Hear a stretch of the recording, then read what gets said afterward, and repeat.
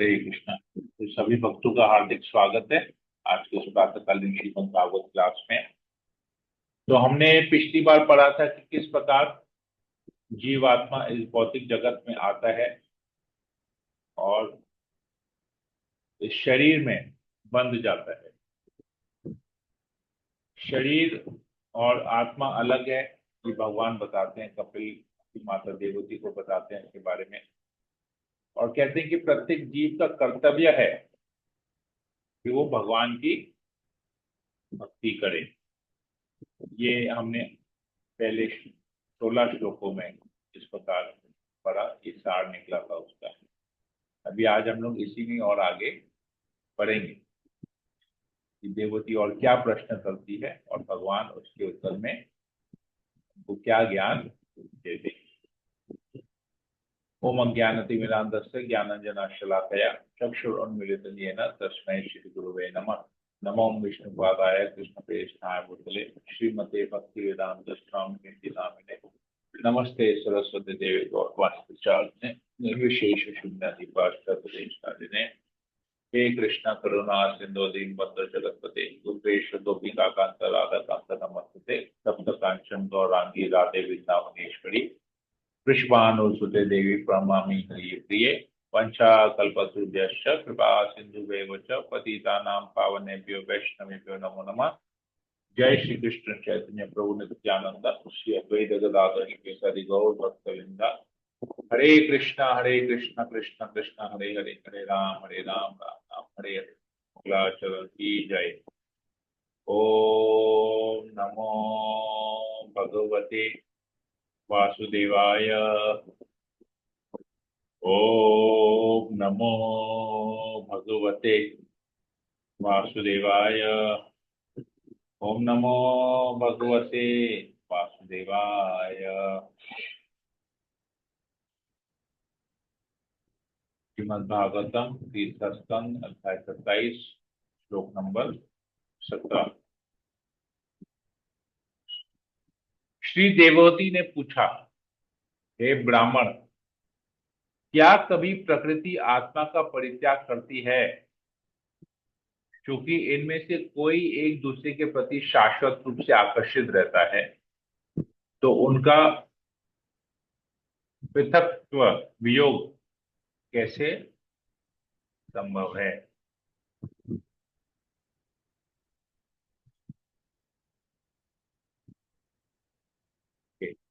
प्रभुपाद जी लिखते हैं, कपिल की माता देवती यहाँ पर पहला प्रश्न पूछती है।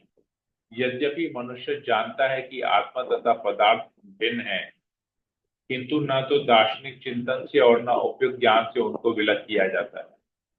आत्मा परमेश्वर की तटस्थ शक्ति है और पदार्थ बहिरंगा शक्ति है। ये दोनों नित्य शक्तियां न जाने किस तरह मिल गई और कि अब उसके एक दूसरे से विलग करना कठिन है। तो फिर यह कैसे संभव है कि प्रत्येक जीव मुक्त हो सके? व्यवहारिक अनुभव द्वारा यह देखा जा सकता है कि जब आत्मा को शरीर से विलग कर दिया जाता है तो शरीर का कोई अस्तित्व नहीं रहता, और जब शरीर को आत्मा से विलग दिया जाता है तो आत्मा का अस्तित्व नहीं दिखता।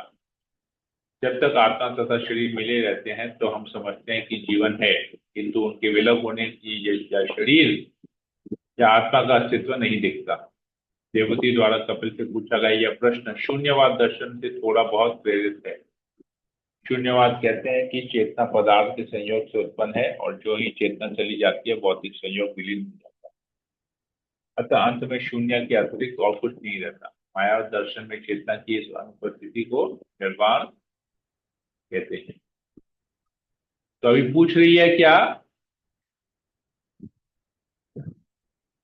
कि ये भौतिक जगत प्रकृति, क्या ये आत्मा का परित्याग करती है? अभी ये शरीर जो है हमें भौतिक प्रकृति की देन है।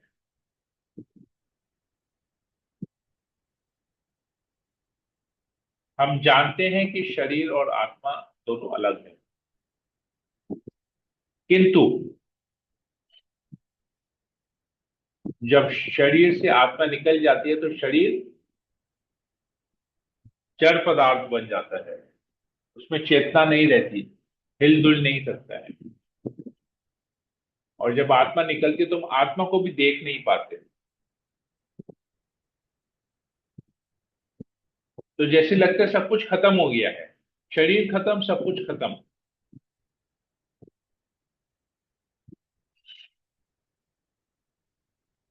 जब आत्मा इस भौतिक जगत में आती है तो वो प्रकृति के तीन गुणों के संसर्ग में उसको एक शरीर प्राप्त होता है। तो अब देवती पूछ रही है कि ये कैसे पॉसिबल है, कि दोनों एक कैसे होते हैं, अलग होने के बाद कोई कुछ दिखता क्यों नहीं है। तो ये कैसे संभव है, ये हो क्या रहा है, ये समझ में नहीं आ रहा है। जिस प्रकार पृथ्वी तथा इसकी गंध या जल तथा इसके स्वाद का कोई पृथक अस्तित्व नहीं होता, उच्चतर बुद्धि तथा चेतना का कोई पृथक अस्तित्व नहीं हो सकता। जैसे आप गंध को पृथ्वी से अलग नहीं कर सकते हैं क्या? नहीं कर सकते। जल से जल के स्वाद को अलग नहीं कर सकते। उसी प्रकार कहती है कि बुद्धि तथा चेतना, उसका कोई अलग से अस्तित्व नहीं हो सकता। अतः समस्त कर्मों का कर्ता न होते हुए भी जीव तब कैसे स्वतंत्र हो सकता है, जब तक प्रकृति उस पर अपना प्रभाव डालती रहती है और उसे बांधे रहती है। तो कहते हैं अल्टीमेटली प्रश्न ये है कि वो कैसे मुक्त हो सकता है। जीव आत्मा इस भौतिक जगत में बंधा हुआ है, इस भौतिक जगत के बंधन से, इस शरीर से मुक्त कैसे? शरीर से मुक्त मतलब तो मृत्यु हो जाएगा तो शरीर से निकल जाएंगे, लेकिन इनका पूछने का मतलब है कि कैसे इस पूरे भौतिक जगत से, जन्म मृत्यु के चक्कर से कैसे मुक्त हो सकता है, ये पूछ रही है यहाँ पर। शरीर से कैसे मुक्त हो सकता है, वो नहीं, शरीर से तो मुक्त हो जाएंगे जब मृत्यु होगी, शरीर, एक आत्मा एक शरीर को छोड़ के दूसरे शरीर में चली जाएगी। लेकिन यहाँ पर है कि परमानेंट मुक्ति कैसे मिलेगी, मतलब दोबारा कैसे शरीर न धारण करना पड़े। यदि चिंतन तथा मूल सिद्धांतों की जांच परख से बंधन के महान भय से बच भी लिया जाए तो भी यह पुनः प्रकट हो सकता है, क्योंकि इसके कारण का अंत नहीं हुआ है, नहीं हुआ होता है। तो अगर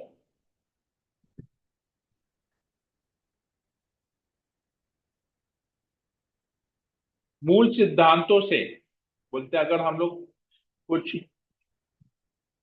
फिलॉसफी से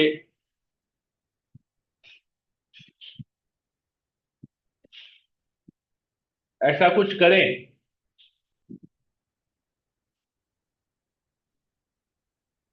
कि हम मृत्यु से बच जाएंगे, तो एक बार बच सकते हैं, दूसरी हर बार नहीं। तो ये पुनः प्रकट हो जाएगा, ये जो भय है ना, पुनः प्रकट होगा, क्योंकि अब तक परमानेंट मुक्ति नहीं हुई है। मतलब जीवात्मा अभी भी इस भौतिक जगत में है, भगवान के धाम नहीं गए, क्योंकि अब तक अंत नहीं हुआ है। ये जो कर्म चक्कर है ना, कर्म बंधन है, उसका अंत नहीं हुआ है। हो सकता है इस शरीर में कर्म बंधन का अंत हुआ हो, लेकिन अगला शरीर के लिए तो ऑलरेडी कर्म हम बना रहे हैं। तो भगवान ने कहा, यदि कोई गंभीरता पूर्वक मेरी सेवा करता है और दीर्घ काल तक मेरे विषय में या मुझसे सुनता है, तो वह मुक्ति पा सकता है। इस प्रकार अपने अपने नियत कार्यों के करने से कोई प्रतिक्रिया नहीं होगी और मनुष्य पदार्थ के कलमश से मुक्त हो जाएगा। तो देखिए वापस से यही बात है, ये सिमिलर बात इसके पिछले अध्याय में भी हमने पढ़ा था, उसके पिछले वाले अध्याय में भी पढ़ा था। भगवान कह रहे हैं मेरे बारे में कोई सुनता है, मेरे विषय में सुनता है या मुझसे सुनता है। तो अभी हम लोग क्या सुन रहे हैं? भगवान के मुख से सुन रहे हैं। और क्या सुन रहे हैं? भगवान के विषय में। तो कहने का अर्थ, अगर हम गीता और भागवत पढ़ते हैं, रेगुलर बेसिस पे, नित्यम भागवत सेवया, रेगुलर बेसिस पे अगर हम भागवत पढ़ते हैं, रेगुलर बेसिस पे हम गीता पढ़ते हैं, तो इस प्रकार अगर अपनी नियत कर्म मतलब अपना जो डेली का रूटीन है उसको करते करते अगर हम गीता भागवत का भी अध्ययन करते हैं, तो अल्टीमेटली ऐसा होगा कि हम इस भौतिक जगत के कलमश से हम मुक्त हो जाएंगे। एक दिन ऐसा आएगा, मुक्त भौतिक जगत के कलमश से मतलब जन्म मृत्यु बुढ़ापा बीमारी के चक्कर से छूट जाएंगे, परमानेंटली हम छूट जाएंगे।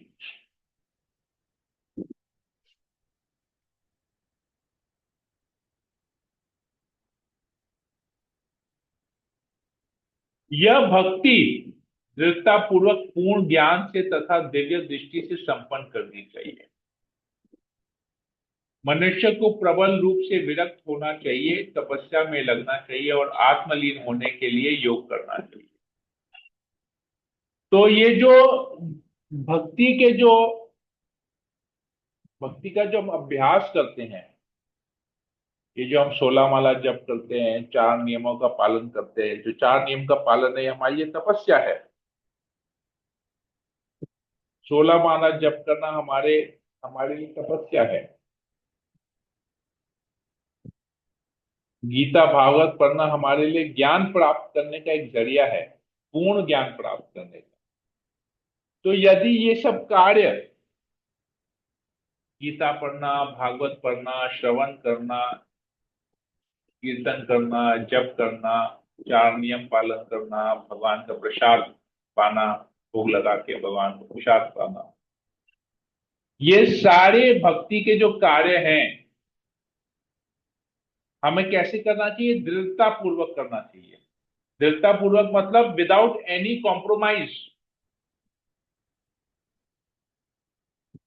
हम किसी भी परिस्थिति में हमारे भक्ति के जो नियम है, जो सिद्धांत है, उससे हम कॉम्प्रोमाइज नहीं करेंगे, किसी की सिद्धांत को छोड़ेंगे नहीं। अगर हम इसे दृढ़ता पूर्वक करते हैं, पूरे उत्साह के साथ करते हैं, बगैर किसी कॉम्प्रोमाइज के की करते हैं, तो हमको भगवत नाम की प्राप्ति होगी। तो जो भी हम कर रहे हैं हमको अच्छी तरह से करना है। कहने का मतलब है अच्छी तरह से करना है, काम निपटाने के लिए नहीं करना है, बस ठीक है करना है तो कर रहे हैं वैसे नहीं, करना है अच्छी तरह से करना है। ये यहां पर बता, प्रकृति के प्रभाव ने जीवात्मा को ढक कर रखा है, मानो जीवात्मा सदैव प्रज्वलित अग्नि में रह रहा हो। किंतु भक्ति करने से यह प्रभाव उसी प्रकार दूर किया जाता सकता है जिस प्रकार अग्नि उत्पन्न करने वाले काष्ठ खंड स्वयं भी अग्नि द्वारा भस्म हो जाते हैं। तो ये जो जीव आत्मा है ये प्रकृति से ढका हुआ है, प्रकृति के प्रभाव से, प्रकृति के 3 गुणों से ढका हुआ है। उदाहरण क्या दे रहे हैं? जैसे प्रज्वलित अग्नि में रह रहा हो। तो देखेंगे हमारा ना, हम हमेशा किसी ना किसी तकलीफ से उलझे हुए रहते हैं, हमेशा 24 घंटा हमें किसी ना किसी बात की हमको परेशानी होती है कि नहीं है? कोई ऐसा व्यक्ति है कि बोल सकता है कि मुझे कोई तकलीफ नहीं है?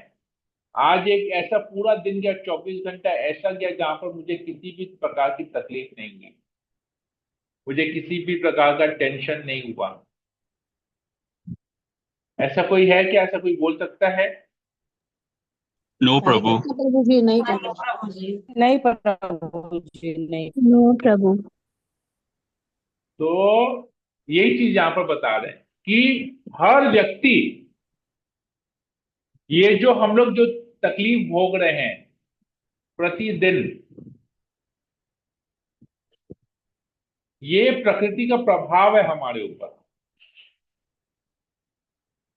लेकिन हमारा इतना बड़ा दुर्भाग्य है कि हम इसमें लगे हुए हैं और इसी प्रकृति के प्रभाव में हम सुख का अनुभव करने का प्रयास कर रहे हैं, सुख खोज रहे हैं, जबकि सुख है नहीं।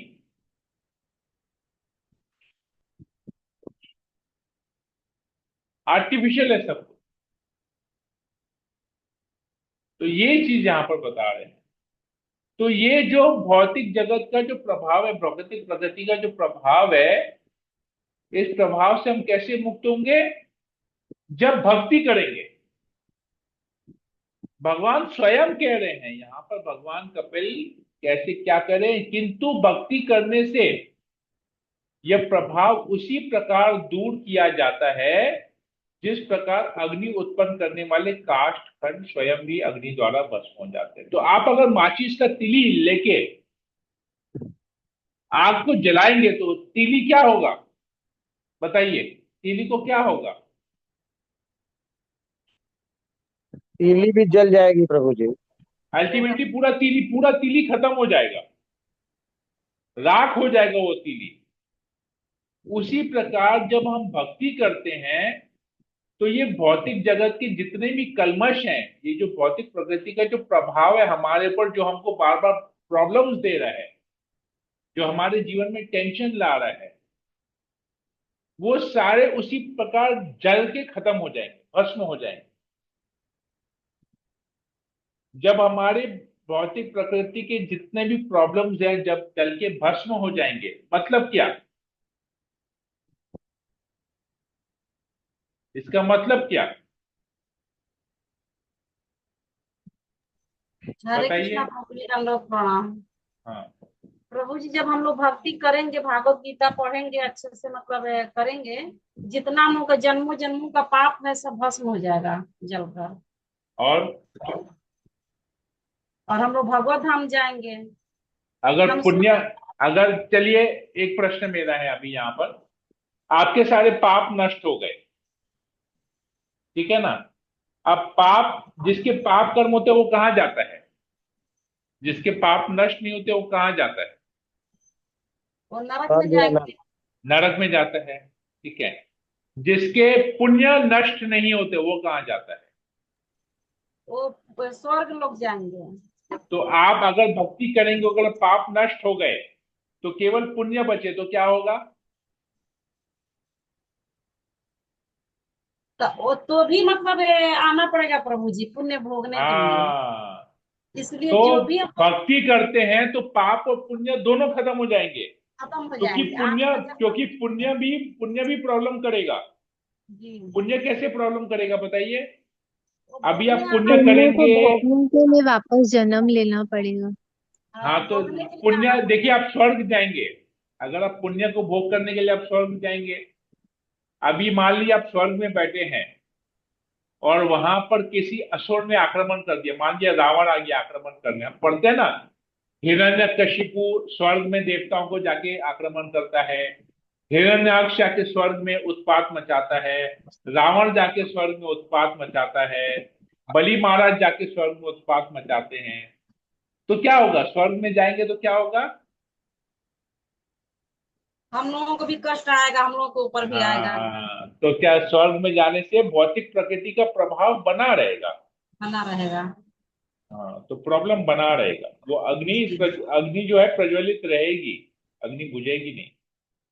तो भगवान यहाँ पर कह रहे हैं भक्ति करने से ये सारे प्रभाव, मतलब पाप और पुण्य दोनों क्षीण हो जाएंगे, दोनों खत्म हो जाएंगे। भक्ति करेंगे तो दोनों खत्म हो जाएंगे।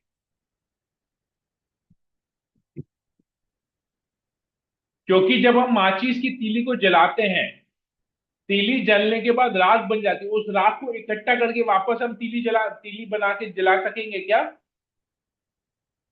नहीं जला, क्योंकि वो अस्तित्व खत्म हो गया, तीली का भस्म हो गया पूरा। उसी प्रकार जब भक्ति करेंगे तो पाप और पुण्य दोनों खत्म हो जाएंगे, तभी हम भगवत धाम जा पाएंगे। पाप खाली खत्म होंगे, पुण्य रह जाएंगे, ऐसा नहीं है। तो ये यहाँ पर बता रहे, तो भक्ति करना कितना जरूरी है वो बताया जा रहा है यहाँ पर। हम लोग देखिए, हम लोग जानते हैं, ये हम जानते हैं कि हम प्रतिदिन कष्ट भोग रहे हैं, प्रतिदिन ऐसा कोई है जो बोलता है, नहीं प्रभु मैं प्रतिदिन नहीं भोगता, कभी कभार भोगता हूं तो मैं खुश हूं? कोई है क्या यहाँ पर कि मेरे पास तो प्रतिदिन तकलीफ नहीं आती है, नहीं कभी प्रभु जी। कभार महीने 2 महीने 4 6 महीने में एक बार आती है, मैं उसको मैनेज कर लेता हूँ, बाकी समय मैं हमेशा खुश रहता हूँ, मेरे को जीवन में कोई प्रॉब्लम नहीं है? कोई नहीं है ऐसा, कोई भौतिक नहीं है कर्म से ऐसा। लगा ही रहेगा प्रभु जब तक ये शरीर है। हाँ, कोई ऐसा कह नहीं सकता। तो इसलिए इसलिए कहा जा रहा है कि एकमात्र भक्ति, भगवान कहते हैं भक्ति करो, बस सिर्फ भक्ति। प्रकृति पर अधिकार जताने की इच्छा के दोषों को ज्ञात करके और फलस्वरूप उस इच्छा को त्याग करके जीवात्मा स्वतंत्र हो जाता है और अपनी कीर्ति में स्थित हो जाता है। तो हमारे कल्मश का कारण कारण क्या है कि हम इस भौतिक जगत, भौतिक प्रकृति पर अधिकार जमाना चाह रहे हैं। भौतिक प्रकृति पर अधिकार जमाने का मतलब क्या है, कोई बता सकता है? ये दोष है। ऐसी इच्छा को भी जाहिर करने वाला जो है वो दोष होता है। बता सकते हैं इसका मतलब क्या है? प्रकृति पर अधिकार जताना। मतलब हम का थ्रू हो जाता है प्रभु की, माने ये चीज हम किए, हम माने हम किए, लेकिन तो भगवान सब करते रहते हैं, प्रकृति नहीं करते हैं। नहीं नहीं नहीं नहीं प्रभु नहीं जी, नहीं इसका नहीं उदाहरण अभी उत्तराखंड में जो सब हो रहा है प्रभु, वो भी तो है एक तरह से ना, तो भी नहीं नहीं मकसद। नहीं नहीं नहीं, प्रकृति पर अधिकार जताना इसका मतलब क्या है? मैं एक सिंपल क्वेश्चन पूछा हूं, प्रकृति पर अधिकार जताने का मतलब क्या है? ये मेरा घर है, ये सब मेरा सब जमीन है, यही नहीं ना। हाँ, सब कुछ ये मेरा मेरा है। है, सब कुछ मेरा है, जी, मैं मेरा इसका बड़ा स्वामी है, हूँ, मैं इसका स्वामी है। स्वामी हूँ। जी प्रभु। जो भी मिला वो ये मेरा है, जो भी मिला ये मेरा है। भगवान के अस्तित्व को नकार देना, इसको कहते हैं प्रकृति पर अधिकार जताना। तो ऐसी इच्छा, भगवान कह रहे हैं प्रकृति पर अधिकार जताने की इच्छा ही एक दो अपने में एक दोष है। अगर हम खाली ये सोचेंगे ना कि ये मेरा है, वो भी एक दोष है। क्योंकि इच्छा करते हैं बोल के तो उसको पूर्ति करने के लिए प्रयास करते हैं, इसको पाने की इच्छा से ही उसको पाने के लिए प्रयास करते हैं। अगर इच्छा नहीं होगी तो उसको लिए प्रयास करेंगे क्या? अभी अगर किसी को यात्रा में जाने की इच्छा ही नहीं है तो वो यात्रा में जाने के लिए प्रयास करेगा? नहीं करेगा। लेकिन जिसको यात्रा में जाने की इच्छा है वो प्रयास करेगा, टिकट कटाएगा, सब ट्रैवल प्लान बनाएगा, पैसा इकट्ठा करेगा, पेमेंट जमा करेगा, सब कुछ करेगा। तो कहते हैं कि इस इच्छा को अगर कोई त्याग करता है, कौन सी इच्छा? प्रकृति पर अधिकार जताने की इच्छा को अगर कोई त्याग करता है तभी वो स्वतंत्र हो पाएगा, मतलब तभी वो इस भौतिक कलमश से मुक्त हो पाएगा। मैं और मेरा भाव को त्यागना पड़ेगा। अहम मम जिसे कहते हैं। स्वप्न अवस्था में मनुष्य की चेतना प्राय ढकी रहती है और उसे अनेक अशुभ वस्तुएं दिखती हैं, किंतु उसके जगने पर तथा पूर्ण चेतन होने पर ऐसी अशुभ वस्तुएं इसको उसे विभ्रमित नहीं करती। तो हमने पिछली बार भी चर्चा किया था कि स्वप्न अवस्था मतलब जिसको ज्ञान नहीं है, और जागृत अवस्था मतलब जिसको ज्ञान है। क्या ज्ञान है क्या ज्ञान नहीं है, कोई बता सकता है? अज्ञानता क्या है और ज्ञान क्या है? जागृत अवस्था और स्वप्न अवस्था। ज्ञान यही है प्रभु जी की, मतलब हम लोग भगवान के बारे में जानने की कोशिश कर रहे हैं। नहीं और नहीं, ज्ञान ये है कि हम शरीर नहीं आत्मा है, आत्मा है। और उसको बोलते हैं जागृत अवस्था। और अज्ञान की अवस्था जहां पर स्वप्न है, हम अपने आप को शरीर मानते हैं और शरीर के लिए सारे कष्ट भोगते हैं। कष्ट शरीर भोग रहा है पर हमको क्या लग रहा है कि हम भोग रहे हैं, तब अशुभ लगता है। ये प्रॉब्लम, वो प्रॉब्लम, वो प्रॉब्लम, वो प्रॉब्लम, वो प्रॉब्लम, वो प्रॉब्लम। तो ये स्वप्न अवस्था इसे कहते हैं, स्वप्न अवस्था।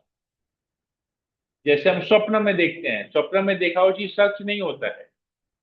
होता है क्या? स्वप्न में हम देखते हैं किसी ने हमारा गला काट दिया, लेकिन उठते देखते गला अपनी जगह पे ही है। तो वो अशुभ हुआ। लेकिन जब जागृत हो जाते हैं तो शुभ, अरे नहीं नहीं, हम एकदम ठीक है, ऐसा कुछ नहीं हुआ है हमारे साथ।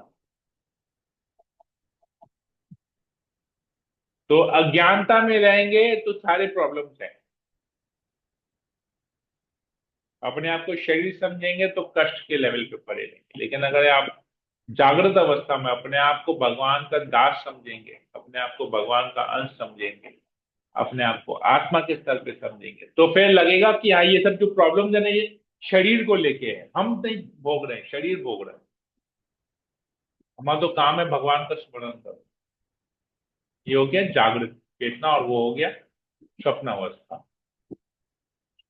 प्रकृति का प्रभाव किसी प्रबुद्ध मनुष्य को हानि नहीं पहुंचा सकता,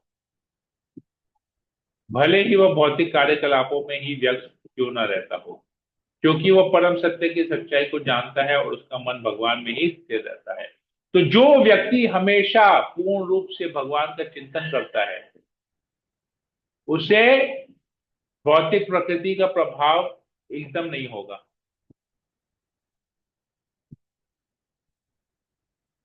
हालांकि लगता हो कि वो भौतिक जगत के कार्यकलापों में लगा हुआ है, लेकिन उसको ज्यादा कुछ प्रॉब्लम, उसको प्रॉब्लम फील ही नहीं होगा। वो इस हायर लेवल पे वो चले जाएंगे। क्यों? क्योंकि वो भगवान के बारे में, हमने देखते हैं प्रहलाद महाराज के बारे में। प्रहलाद महाराज की मूवी में हमने क्या देखा? उसको पहाड़ से नीचे धकेल दिया गया, लेकिन क्या प्रहलाद महाराज को कष्ट हुआ? बताइए, नहीं प्रभु जी, क्यों कष्ट नहीं हुआ? क्योंकि वो भगवान का नाम जप कर रहे थे। जब प्रहलाद महाराज को मारने आए थे, किससे? जब वो महल में, जब राजा के सिपाही सब उसको मारने आए थे, तो उसको कुछ कष्ट हुआ? नहीं नहीं हुआ। प्रभु। जब होलिका जला रही थी अपने गोद में लेके प्रहलाद महाराज को, अग्नि के कुंड में बैठी, तो प्रहलाद महाराज को कष्ट हुआ? नहीं। क्योंकि वो हर समय उसका मन जो है भगवान में ही स्थिर था। तो यही बता रहे हैं यहाँ पर। आगे कहते हैं, मनुष्य जब इस तरह अनेकानेक वर्षों तक, अनेक जन्मों तक भक्ति एवं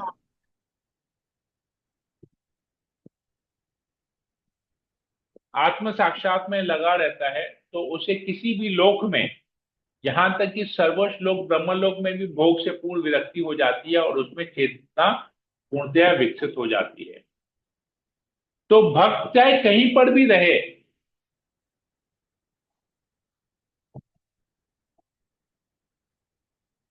भक्त अगर पूर्ण रूप से अच्छी तरह से भक्ति करता है, तो वह कहीं पर भी रहे, चाहे वो स्वर्ग में रहे, चाहे नर्क में रहे, चाहे पृथ्वी में रहे, चाहे ब्रह्मलोक में रहे, वो, उसको किसी की चीज के प्रति, किसी भी भौतिक चीज के प्रति आसक्ति नहीं होगी। क्यों? क्योंकि उसकी चेतना पूर्णतः अशुद्ध हो चुकी है, भगवान में लगी हुई है।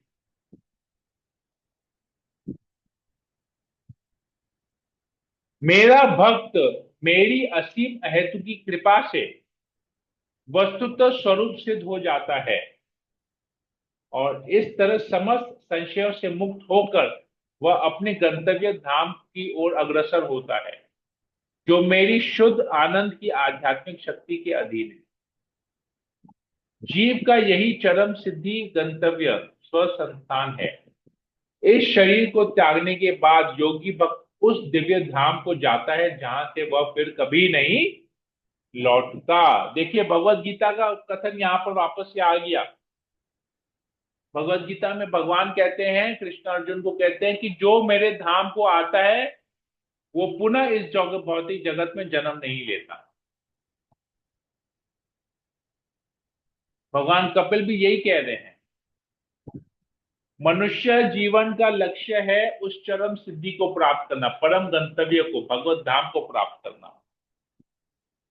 कहते हैं इस शरीर को त्यागने के बाद योगी भक्त, मतलब जो शुद्ध भक्त है, वो उस दिव्य धाम को प्राप्त करता है, मतलब वो मेरे धाम को प्राप्त करता है। मेरा भक्त, कह रहे हैं यहां पर, मेरा भक्त मेरी भक्ति करता है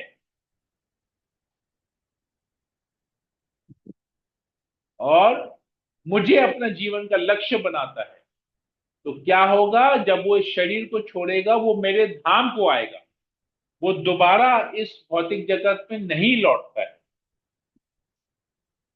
एकदम देखिए, गारंटी दे रहे हैं, सीधा ठोक के बोल रहे हैं भगवान यहां पर।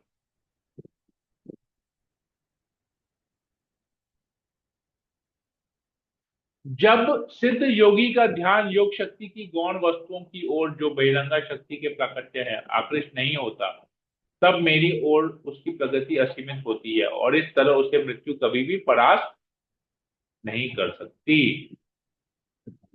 तो जो व्यक्ति भक्ति योग में लगा हुआ है उसे भौतिक प्रकृति परेशान नहीं करेगी। भगवान की जो बहिरंगा शक्ति है वो उसे प्रॉब्लम नहीं देगी और मृत्यु भी कभी उसे परास्त नहीं करेगी, कभी नहीं, क्योंकि वो मृत्यु नहीं देखेगा, वो देखेगा कि वो भगवत धाम वापस जा रहा है, अपने घर को वापस जा रहा है। वो मृत्यु से डरेगा नहीं, जैसे हम ध्रुव महाराज के केस में देखते हैं, तो मृत्यु परास्त नहीं कर पाई। उसने मृत्यु स्वयं मृत्यु के सर के ऊपर पैर रख के वैकुंठ के विमान में चढ़े और भगवत धाम चले गए, उसी रूप में ही भगवत धाम चले गए, मृत्यु उसे छू भी नहीं पाई। ये हम आगे पढ़ेंगे, ध्रुव चरित्र में जब आएगा तब हम ये पढ़ेंगे किस प्रकार ध्रुव महाराज का ऐसा गंतव्य प्राप्त।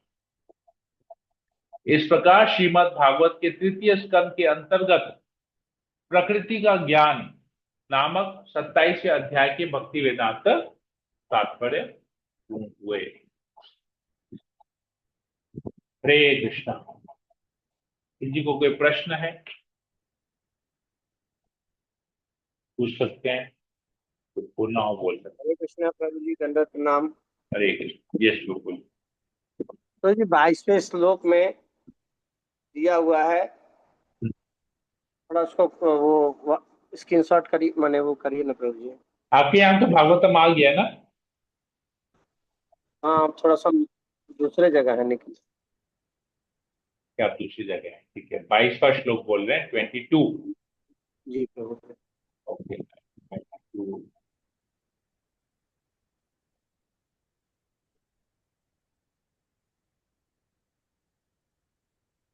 आइए 22 बताइए। जी प्रभु जी, अर्थ है ये, यह भक्ति दृढ़ता पूर्वक पूर्ण ज्ञान से तथा दिव्य दृष्टि से संपन्न करनी चाहिए। हाँ इसके बाद है प्रभु जी, मनुष्य को प्रबल रूप से विरक्त होना चाहिए। हाँ तो प्रभु जी, क्या हम लोग इस जो ये सांसारिक जीवन है, हाँ। इसमें प्रभु जी बिना विरक्ति के हम लोग क्या भक्ति प्राप्त कर सकते हैं? बिना विरक्ति के भक्ति प्राप्त करेंगे। अभी आप मान लीजिए एक जगह आग जल रहा है, ठीक है, अभी आग जल रहा है और वहां पर आप पानी के बदले में पेट्रोल डालेंगे तो आग बुझेगा क्या? नहीं बुझेगा प्रभु जी। क्यों नहीं बुझेगा? उसमें आग में तो और आग डाल ही रहे हैं। हाँ, तो अगर आप भक्ति करेंगे लेकिन भौतिक जगत के प्रति आसक्ति बनाए रखेंगे या भौतिक जगत के प्रति विरक्त नहीं होंगे तो क्या भगवान के प्रति आकृष्ट हो पाएंगे? नहीं हो पाएंगे तो। हाँ, तो इसलिए कह रहे हैं प्रबल रूप से विरक्त होना चाहिए। तो जी वही तो मैं बोल रहा हूँ कि जैसे इस हाँ सांसारिक जीवन में रह के विरक्ति कैसे आएगा, जब तक हम इस सांसारिक जीवन से विरक्ति या तब ना हो, या हम लोग इससे डिटैच्ड नहीं होंगे, तब तक हम लोग को भक्ति पूर्ण कैसे आ सकता है? ओके। अच्छा, आप मोटरसाइकिल चलाते हैं ना? जी प्रभु। ओके। आप पहले दिन से ही बैलेंस करना सीख गए कि पहले दिन जमीन पे पैर रख के फिर चलाए थे, साइकिल वाइकिल जो भी सीखे थे? धीरे धीरे ही सीखे प्रभु। गिरे होंगे 2-4 बार बिल्कुल। साइकिल चलाते वक्त, जी प्रभु। बैलेंस नहीं हुआ था। तो अल्टीमेटली बैलेंसिंग कैसे सीखे?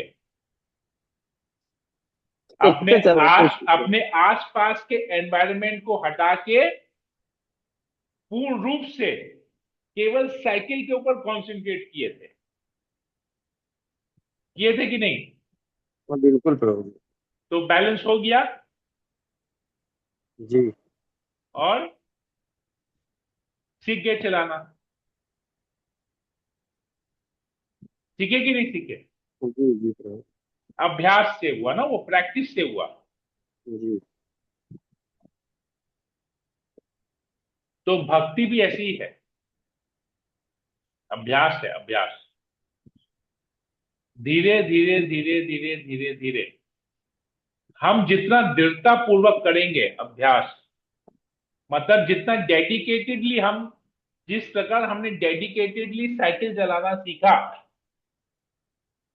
अगर डेडिकेटेडली नहीं करते, मतलब बोलते डेडिकेटेडली नहीं करने का मतलब ये है, साइकिल चलाने के केस में मैं बता रहा हूं कि हम लोग कभी भी पेडल पे पैर नहीं रखते, हमेशा जमीन से अपने आप को, जमीन में ऐसे चलते, साइकिल के ऊपर बैठे हैं लेकिन पैर से उसको धक्का मार रहे जमीन पे, तो साइकिल आगे चल रहा है। वो हो गया दृढ़ता पूर्वक नहीं करना, कैजुअली करना। दृढ़ता पूर्वक नहीं करना मतलब कैजुअली करना, और दृढ़ता पूर्वक करना मतलब पहले एक पैर पेडल पे रखेंगे, एक पैर जमीन पे रखेंगे, कि दोनों को बैलेंस करके चलेंगे, कि अगर गिर गए तो गिरने से बचने के लिए ऐसे करेंगे। फिर धीरे धीरे धीरे धीरे जब कॉन्फिडेंस आएगा तो दोनों पैर पेडल के ऊपर रखेंगे और फिर चलाएंगे।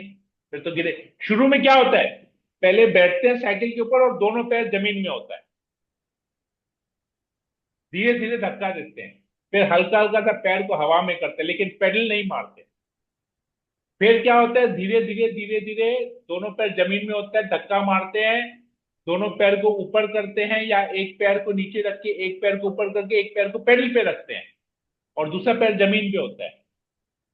फिर और आगे क्या होता है, धीरे धीरे धीरे धीरे करके दोनों पैर ऊपर होता है, एक पैर पेडल में होता है, एक पैर हवा में होता है, कि अगर डिसबैलेंस हो तो पैर को झट से जमीन पे रख देंगे, गिरेंगे नहीं। फिर चौथा लेवल क्या होता है, दोनों पैर जमीन पे रख के जमीन से पैर पैर जमीन में धक्का नहीं मारते, डायरेक्ट पेडल पे मारते हैं और दूसरा पैर भी पेडल पे आ जाता है। एक लेवल हुआ ना, एक एक अलग अलग सीढ़ी हुआ इसका सीखने का। तो अभी क्या है, अभी हमारा प्रॉब्लम क्या है कि हम एक पैर तो पेडल पे है लेकिन दूसरा पैर जमीन पे है। यस प्रभु। हाँ, क्योंकि अभी कॉन्फिडेंस नहीं है कि पैर को हवा पे उठाएं। जी प्रभु।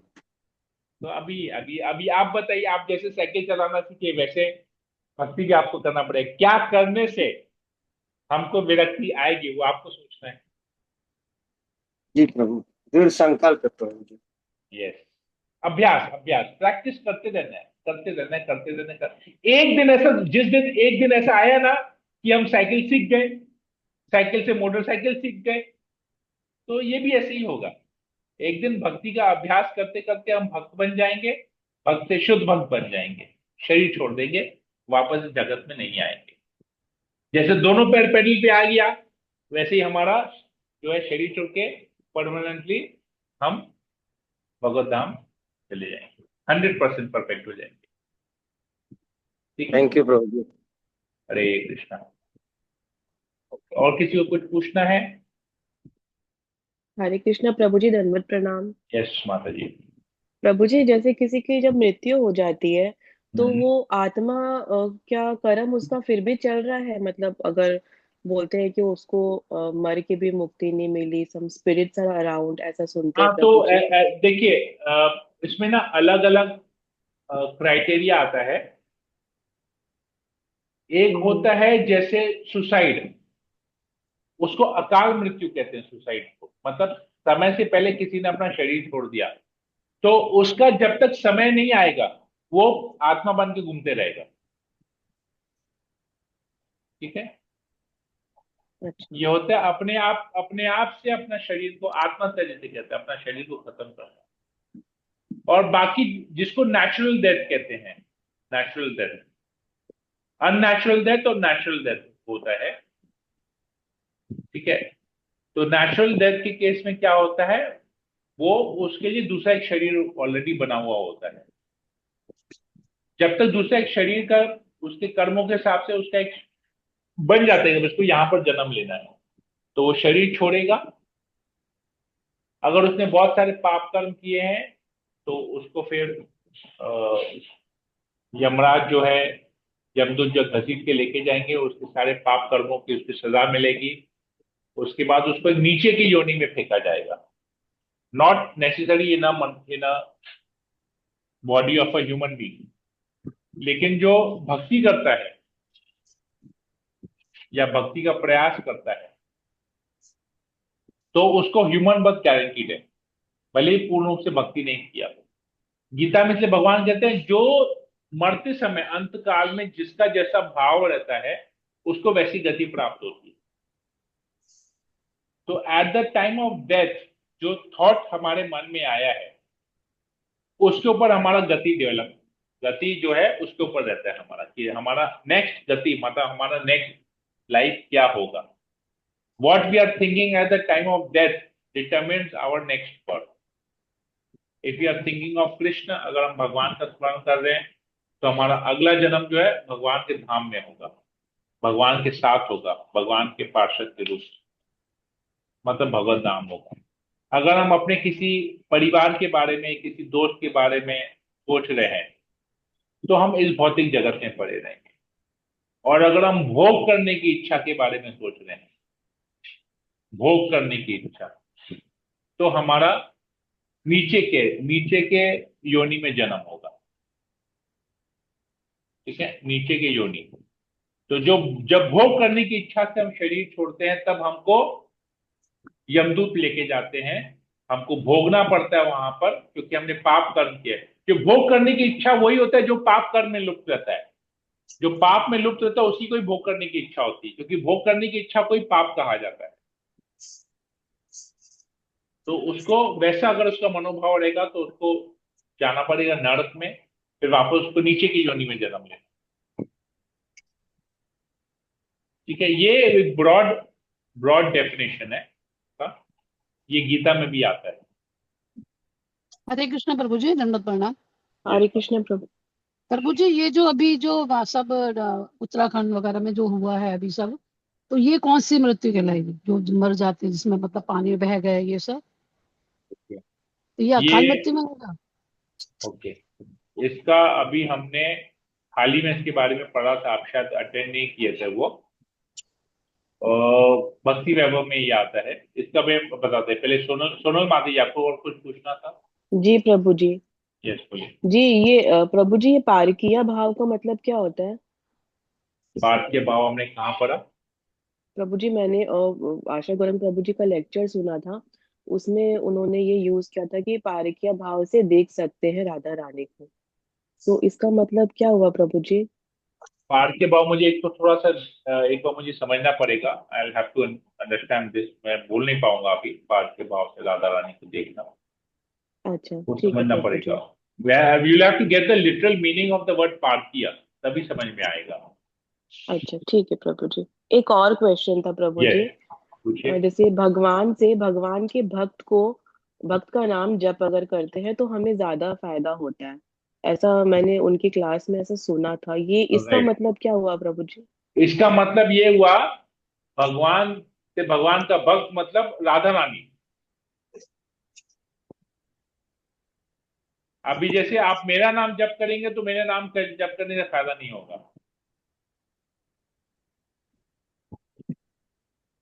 ठीक है ना? अब जैसे राधा कृष्ण बोलते हैं, राधा माधव बोलते हैं, राधा गोविंद बोलते हैं, मतलब हुई राधा, राधा रानी तो भगवान की प्योर डिवोटी, अंतरंगा शक्ति है। सीता राम, जय सिया राम बोलते हैं ना, जय सिया राम, तो सीता का नाम पहले आता है। लक्ष्मी नारायण भगवान की जय, कौन किसका नाम पहले है? लक्ष्मी का नाम पहले है। तो इस भगवान के भक्त का नाम जपने का मतलब ये है कि ये जो भगवान की जो अंतरंगा शक्ति है, इसका नाम जप करना, नॉट एनीथिंग एल्स। ठीक है? जी प्रभु जी। हरे कृष्णा प्रभु जी। ओके, अभी इनका शांति राधा माता जी का जो प्रश्न है, आपको पता है, आप लोगों में से किसी को पता है कि महाभारत के युद्ध में, कुरुक्षेत्र के युद्ध में कितने लोगों की मृत्यु हुई थी? को पता है? In lakhs. इन करोड़, एक नॉट इन करोड़, लैक्स, करोड़ों के, In हाँ, crore. करोड़ों में। In crores. तो वो किसकी इच्छा से हुआ था? भगवान की इच्छा से। भगवान की इच्छा से हुआ था। तो अभी एक चीज मैं आप लोगों को ध्यान से समझ लीजिएगा इस बात को, कि इस भौतिक जगत में प्रतिदिन अनेक अनेक लोगों का जन्म हो रहा है, अनेक अनेक शिशुओं का जन्म हो रहा है, और अनेक अनेक लोगों की मृत्यु भी हो रही है।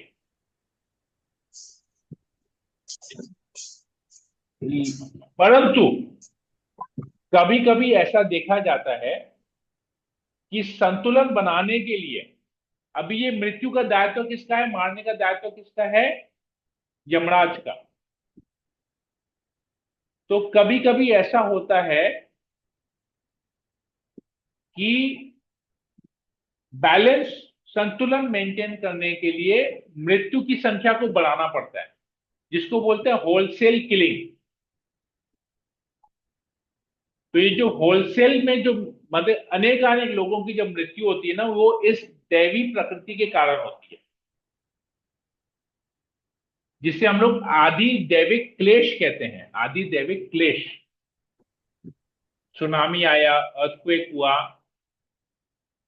ये कभी कभी ऐसा होता है, जरूरत पड़ती है ऐसे होलसेल में मारने के लिए अनेक अनेक लोग। अब जैसे देखिए, अभी हम लोग कृष्ण के एग्जाम्पल में लेते हैं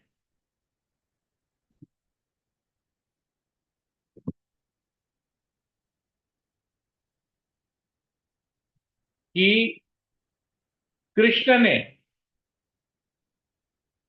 कितनी बार जरासंध से युद्ध किया था, आप लोग को पता है? 17 बार प्रभु जी। तो क्या कृष्ण में ये क्षमता नहीं थी कि वो जरासंध को मार सके? क्षमता थी प्रभु जी, फिर भी उन्होंने नहीं मारा, क्यों? क्योंकि वो जाएंगे तो बहुत ज्यादा असुर को लेकर आएंगे। हाँ, तो बहुत बार बार उनको वो कर रहे थे कि खाली उनकी सेना को मारे जा रहे थे, जी। क्योंकि भगवान का लक्ष्य था कि मुझे अभी मेरा काम था, मुझे बहुत सारे असुरों को मारना है, होलसेल किलिंग करना था। तो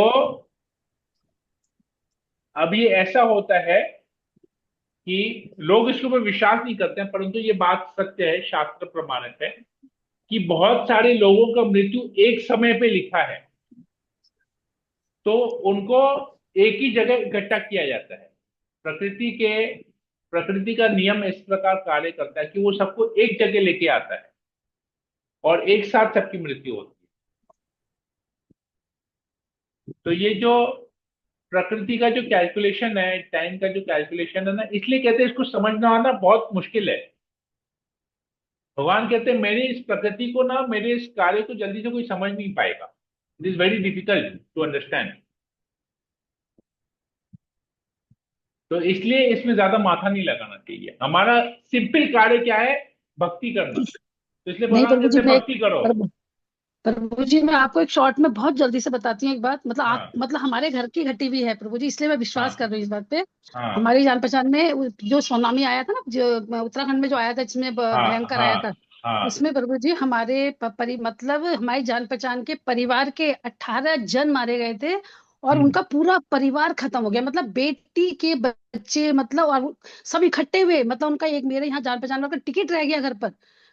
टिकट रह गया, वो पहुंच गया रास्ते में, बोले पापा मेरा टिकट रह गया। बोले बेटा तू कोई बात नहीं, तू आ, मैं दूसरा टिकट बनवा दूंगा। सोचिए, नहीं तो नहीं जाता। दूसरा टिकट बनाया, पत्नी थी, शादी में गए थे सब लोग प्रभु जी, और शादी में सबका प्रोग्राम बना, मतलब पूरा मम्मी पापा, उसके तीनों बच्चे, तीनों बेटियां, उसके बच्चे प्रभु जी, मतलब दिल दहल गया था वो सुन के जो हुआ था। एक एक जन खत्म हो गया उनके परिवार का, ताला लग गया पूरा। तो ये फैक्ट मतलब मानती हूँ कि ये भगवान का ही है कि इकट्ठा करते हैं वो प्रभु जी। ये तो मतलब अभी भी याद आता है, रोंगटे खड़े होते हैं वो सुन के, उस चीज को याद करके प्रभु जी। तो ये सही है, सही बात है प्रभु जी, भगवान की इच्छा से ही होता है सब, सही बात है। हरे कृष्णा प्रभु जी। हरे कृष्णा। ठीक है, और किसी को कुछ पूछना है? हरे कृष्णा प्रभु जी, दंडवत प्रणाम। ठीक है, जी। प्रभु जी, भागवतम का प्राइस इस समय कितना है? भागवतम का प्राइस अभी तो 7,500 है। कल ऐसे, कल आज या कल 6 तारीख, कल 7 तारीख को भाद्र पूर्णिमा है ना, तो ये रहेगा। उसमें डिस्काउंट चल रहा है, आई थिंक 6,000 रुपया में अभी आ रहा है, मुझे पता नहीं, शायद 6,000 में आ रहा है। तो प्रभु एक जन मांगी है, आप मतलब बुक कर उनका एड्रेस मुझे, नाम, एड्रेस, फोन नंबर मुझे भेज दीजिए, मैं यहाँ पर भेज देता हूँ, कुरियर हो जाएगा उनके एड्रेस पे। पर नेक्स्ट वीक मिलेगा, मंडे ट्यूसडे वेडनेसडे को मिलेगा उनको, हाँ हाँ तुरंत ठीक तो है। नहीं मिलेगा। लेकिन क्या है कि वो बोली है प्राइस पहले हमको मालूम हो जाएगा तो ठीक रहेगा। तो प्राइस हम बता दिए अभी, 6,000 रुपया पड़ेगा 6,000? जी। अच्छा, उनको हम बोल देते हैं। ठीक है ना? एड्रेस हम मांग के आप पर भेज देंगे, ठीक है हाँ प्रभु? जी जी, ठीक तो आप उसी पे भेज दीजिएगा। ठीक है प्रभु। हरे कृष्णा प्रभु जी, दंडवत प्रणाम। ओके। आशा रानी माता जी। हरे कृष्णा प्रभु जी, दंडवत प्रणाम। प्रभु Yes, जी, अभी जो हम लोग डिटेल ये थोड़ा डिस्कशन कर रहे हैं, उसमें मतलब कि अभी जो 30वां अध्याय आएगा, उसमें मतलब कि बहुत बारीकी से भगवान कपिल महाराज बता रहे हैं अपनी माता को कि आत्मा का क्या होता है मृत्यु के बाद। तो बहुत मतलब कि आनंद आएगा पढ़ने में, और थोड़ा आप भी समझाएंगे डिटेल में तो बहुत ही अच्छे से मतलब कि बारीकियों से समझ पाएंगे उसको। ठीक है, 30वां अध्याय जरूर सारा करेंगे। यही है। राइट, करेंगे सब, जैसे पहले तो सब कर ही रहे हैं, बारीकी से तो जा ही रहे हैं, ज्यादा बारीकी में नहीं जा रहे हैं, क्योंकि नहीं तो फिर रह ही जाएगा। इसलिए सा पाठ कर रहे हैं, जो जो समझने लायक है उसको एक्सप्लेन कर दे रहा हूँ। नहीं, प्रभु जी एक और चीज पूछना था कि हम जो 7 तारीख को जो भद्र पूर्णिमा आ रही है, उसमें जो ग्रहण आ रहा है, उसका मतलब कि फिर मतलब कि क्या करना है, उसका जो पूजा वगैरह ग्रहण करना के है। बारे में अब तक मुझे पता नहीं है, मैं पूछ लेता हूँ। ओके। क्योंकि हमारे यहाँ मंदिर में तो लिखा था कि जैसे 9 घंटे पहले ही वो लग जाएगा सूतक, तो 12 बजे से मंदिर बंद हो जाएंगे।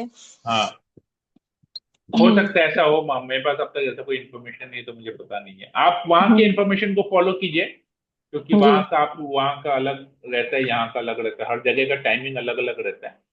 तो आप वहाँ का इन्फॉर्मेशन फॉलो कीजिए, कोई दिक्कत नहीं है। वो लोग जैसे गाइड करें वैसे कीजिए। आप प्रभु जी, जो आपको पता चले तो आप प्लीज ग्रुप में शेयर जरूर, कीजिए। ठीक है, ठीक है, मैं कर दूंगा। हरे कृष्णा। हरे कृष्ण। दंडवत प्रणाम। ईशानी इंदिरा माता जी, आपको कुछ पूछना था?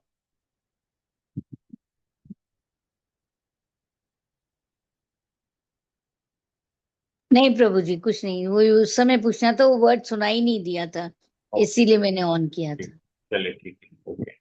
हरे ठीक कृष्ण है, प्रभु। हरे कृष्ण। ठीक है, सेशन को यही एंड करते हैं। हरे कृष्णा प्रभु जी, दंडवत प्रणाम। हम माता जी प्रभु बोलिए। जी, बोल रहे हैं भादो पूर्णिमा के दिन मतलब भागवत का पूजा भी करेंगे? हाँ, भागवत का पूजा करेंगे ना। अच्छा, तो कैसे करना होगा थोड़ा सा बता दीजिए प्रभु। जैसे जैसे भगवान का पूजा करते हैं, वैसे ही भागवतम भी साथ में रखेंगे पूजने अच्छा, के वहीं लिए। रख देंगे, सारा बुक वहीं रख हाँ देंगे? हाँ हाँ हाँ। अच्छा सारा बुक अच्छा में खाली प्रथम स्कंद रखने से ही हो जाएगा, प्रथम स्कंद रखेंगे, उसका पूजा कर लेंगे, हो जाएगा। अच्छा, ठीक है, ठीक है प्रभु। हरे। उसको प्रभु जी अगर मंदिर में ही हम रख दें और रोज हाँ, पूजा मंदिर में ही रखिएगा, मंदिर में रखिए, उसकी पूजा करनी है भाद्र पूर्णिमा के दिन। जैसे नहीं, भगवान की आरती कर रहे हैं, साथ साथ भागवत की भी आरती कर लेंगे, एक ही साथ, अलग से करने की जरूरत नहीं है। जैसे भगवान की आरती करें वैसे भागवतन की आरती करेंगे। उसी समय। तो प्रभु जी बोल रहे हैं कि मान लीजिए कल से हम रख रहे हैं तो उसे हमेशा उसी में रख के पूजा करेंगे तो कोई दिक्कत नहीं है। तो वही मंदिर में ही रख देते हैं, क्योंकि भागवत माने गीता रखे हैं एक तो रोज जैसे भगवान का पूजा होता है वही गीता जी का भी पूजा हो सब जाता दिन है। पूजा करना चाहिए, उस दिन करने से विशेष कृपा मिलती है। ठीक तो है, वही रख देते हैं, मतलब रोज उनका भी पूजा हाँ होते ठीक है, रहेगा। कोई दिक्कत नहीं, कोई दिक्कत नहीं है। ठीक है प्रभु जी, हरे कृष्णा प्रभु जी, दंडवत प्रणाम। ठीक हरे है, कृष्णा प्रभु जी। हरे कृष्ण मत बोलिए।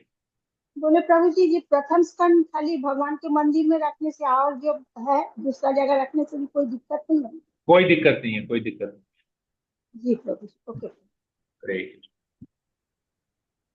ओके, ठीक है, ये फिर कौन सेशन को के लिए आप बोल रहे हैं प्रभु जी, या सभी को करना चाहिए, या उन्होंने नया बुक लिया है इसलिए उनको करना चाहिए? नहीं, उस दिन कहते हैं भागवतम की पूजा होती है भाद्र पूर्णिमा के दिन। अब जिसके पास है वो लोग करेंगे, जिनको करना है वो तो लोग कौन करेंगे, सा कोई तारीख दिक्कत है नहीं। प्रभु जी? संडे को है, संडे को 7।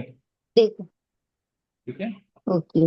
अरे तो मैंने साल में एक ही बार होनी चाहिए भागवतम की पूजा? जैसे जैसे पूरे साल में 30 दिन में कार्तिक होता है ना, एक ही महीना होता है ना कार्तिक का, हाँ जी। वैसे ही भाद्र पूर्णिमा तो एक ही है, तो उस पर्टिकुलर दिन में विशेषकर भागवतम की पूजा करनी चाहिए। ओके ओके भाद्र ओके पूर्णिमा में भागवतम की पूजा करनी चाहिए, भागवतम दान देना चाहिए। ठीक है ना, ओके। जी प्रभु जी। इमेंस इमेंस बेनिफिट होता है उसका। जैसे अक्षय तृतीया का बेनिफिट होता है ना, कि हाँ अक्षय जी, हाँ तृतीया जी। के दिन ये करना चाहिए, स्पेशली उसके हम्म। लिए रहता है। मकर संक्रांति के दिन ये करना चाहिए, वैसे ही भाद्र पूर्णिमा के दिन ये करना चाहिए। ठीक है, ओके प्रभु जी। जी प्रभु जी, थैंक यू, हरे कृष्ण। हरे कृष्ण। ठीक है, तो सेशन को यही एंड करते हैं। हरे कृष्णा कृष्ण कृष्ण हरे हरे, हरे राम राम राम हरे हरे। पंचाकल्पतरुभ्यश्च कृपा सिंधुभ्येव च पतितानां पावनेभ्यो वैष्णवेभ्यो नमो नमः। समेत भक्तवृंद की जय, जगत गुरु शील प्रभुपाद की जय, ग्रंथ श्रीमद् भागवतम की जय। हरे कृष्णा। दंडवत प्रणाम।